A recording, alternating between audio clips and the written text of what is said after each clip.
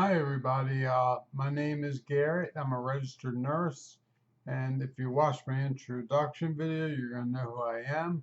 And I'm here today to talk to you about Xanax. Xanax, I've been on since I was 18 years old. It's used to treat anxiety disorders. It has some very slight muscle relaxation properties to it. Actually, they're not really slight, they're really great, but that's when you reduce your anxiety, you become relaxed and your muscles become relaxed. Anyway, I've been on it since I was 18 years old and I'm having the time of my life just getting off of it. They say it's worse than heroin withdrawal, and I will concur with that a million times, even though I've never done heroin, but it's the worst thing I've ever experienced in my life. It's worse than my stroke. It's worse than my cardiac condition. It's worse than my anxiety. It's worse than anything, folks. It is the worst drug I've literally ever come off of. And it's a great drug because it worked for my anxiety for years. But again, this is going back to 18 and now I'm 51. And what changed? As I got older and had my children were great for the first 13, 14 years of their life. They're still great, but they cause me a lot of stress because they don't always listen to me. They do opposite. Don't talk right to me sometimes. And I'm doing this all by myself. I'm a single dad and my kids are 17 and 19. So they're at the ages where they're going to test you. And my anxiety is from hell sometimes. I was in San Diego last year, 3,000 miles away from where I live.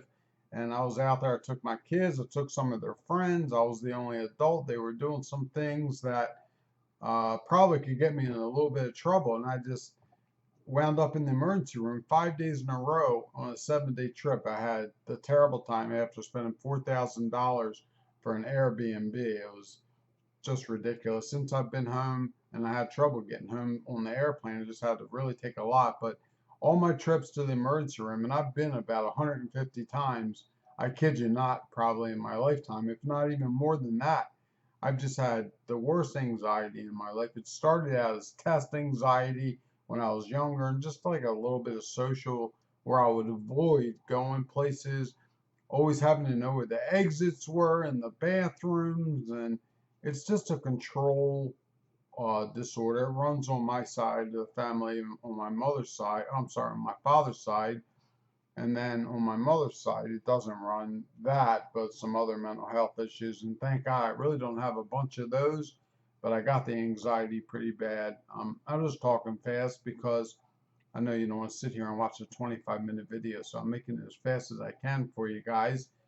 So let me tell you about the symptoms of withdrawal. First of all, when you take the drug, if your stress levels are up here, it's not going to work. Xanax works when your stress level's down here. Now, as your stress level goes up, you got your Xanax dose has to go up too, because if you don't do it, you're going to go through a withdrawal. It's called a tolerance withdrawal. Now, some people actually will withdraw between doses also, and then there's something called protracted withdrawal, which is a withdrawal that lasts from weaning off the medicine and then it just continues on and on and on. And that's what a protracted withdrawal is. None of them are fun. For me, I get like anxiety or pains in my chest, and I wouldn't call it a pain, but it's just like terrible, terrible anxiety. And then my heart starts racing, my palms are sweaty, sometimes my hands get cold, my ears start ringing. That's not an anxiety symptom so much, but that's happening to me now that I'm trying to wean off the drug, which is again hell. They say it's worse than heroin. I don't know what heroin feels like coming off of, but I wouldn't want to know. Anyway, how do you come off of Xanax? Very, very slowly. I went into a detox center just to get off. I don't have a problem abusing it, like to get high, but I was abusing it to keep my stress under control inadvertently. I didn't even realize I would just take an extra quarter milligram or a half milligram here and there throughout the day as I was getting stressed out for my children. And before long, I was taking probably between 4 and 5 milligrams a day when I was only being prescribed two. So number one, I really didn't have the supply coming in, but I had a bunch saved up from the years where I didn't need it so bad. So that got me through that time. But that also got me in trouble. And this drug, when you come off it, so I went into a detox center and they wanted to pull the drug away from me on the first night. And I said, well, they told me they were going to take care of me comfort measure wise. And I said, what are the comfort measures? And they said Tylenol and Motrin. And that was it. And I said, heck no, I'm not doing this. So I jumped out of the building and called an Uber and went home. And I said, I'm just going to do this myself. I have some other medical conditions where my heart races when I stand up. It's called POTS.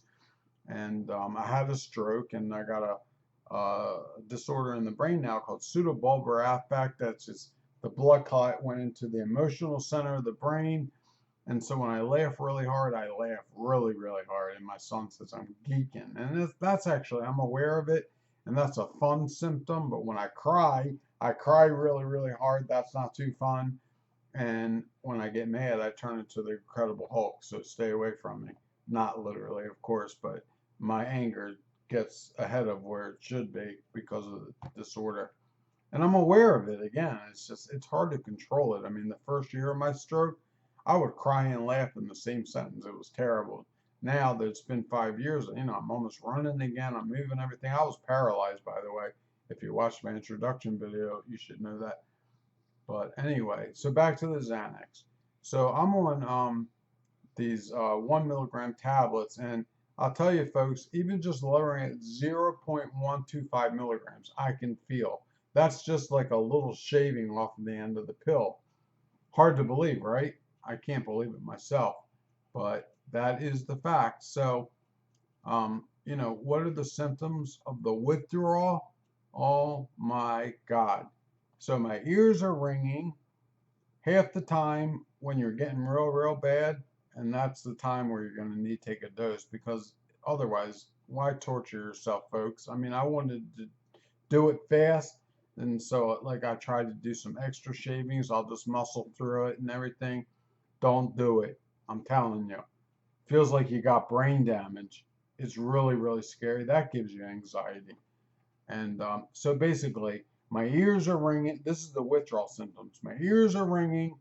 You can't think straight at times. You get scared because of that, and then you get panicky, and it feels like down wires, electrical telephone wires that fell down in a bad storm or something. They're hitting the water. You know how you see on TV and they're all jumping all around.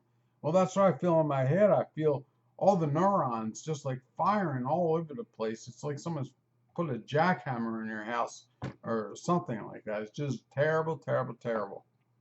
So fingertips, they get cold at times. Sometimes my legs get cold, my feet get cold. I get goosebumps in places.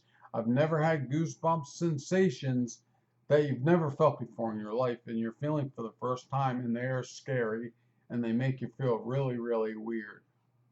Withdrawal is just hell. I've looked at a lot of videos on YouTube. I've heard a lot of stories. Most people say, well, it just raises my anxiety and I get short of breath and this kind of thing. Well, yes, you get all that, but I'm getting all these head symptoms, and I hear a lot of people talking about headaches and head pressure and head pain and all that. I'm definitely getting that too, but I don't know if people are just not able to put into words what I'm telling you or if there's something wrong with me.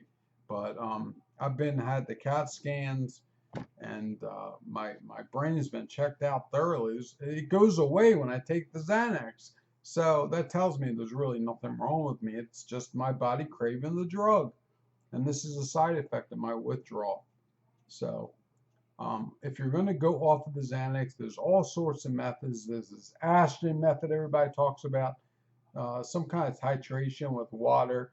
The idea is you're supposed to take less and less of the water every day, so you get less and less, not every day, but every so often, so you get less and less of the drug, and then over time you're going to, not have so much of the water to drink, and then you're going to be like off the drug. Apparently that's how you do it, but that would take forever, probably, I would imagine. The way I'm doing it is taking a long time, but I've started using CBD. It comes in one of these like a little vapor pens you see people smoking pot out of and stuff. And I've tried marijuana. Also, I got a medical card because I can't sleep at night. I got terrible insomnia when I'm coming off the drug. That's yet another symptom. anyway, the CBD is really helping me. It really, really works. And I came across another product called Kratom, Kratom, I believe. It's a plant-based product. They sell it at the CBD store, and it kind of works on your opiate receptors in the brain. Um, not well, it is addicting. If you're going to take it every day, all day, for a period of time, you're going to be addicted to anything.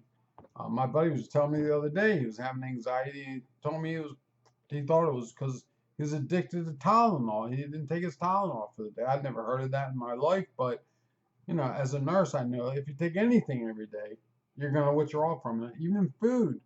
If we don't eat, we're withdrawing and we don't feel good and we got all sorts of symptoms. So if you drink coffee and you stop, you're going to get rebound headaches. I mean, anything you take, folks, if you take it every day and you're used to doing it and you do it multiple times a day and you get off it, you're going to withdraw. But Xanax, by far, is the worst drug, I think, known to man to come off of that causes all these neurological problems. And believe me, I know neurological problems because I've had neurological Lyme disease, I had my stroke, and now I'm dealing with this. So terrible, terrible, terrible. That's all I can tell you. Xanax is a great drug. It brings your anxiety down. It relaxes you, but it's a terrible drug because when it's time to come off, I've just explained it to you. So I'm going to keep this video here short today. I think I gave you most of the information I can give you, and I'm going to post updates and make new videos probably every day. I got nothing else to do. So be well. Talk to you soon. Later.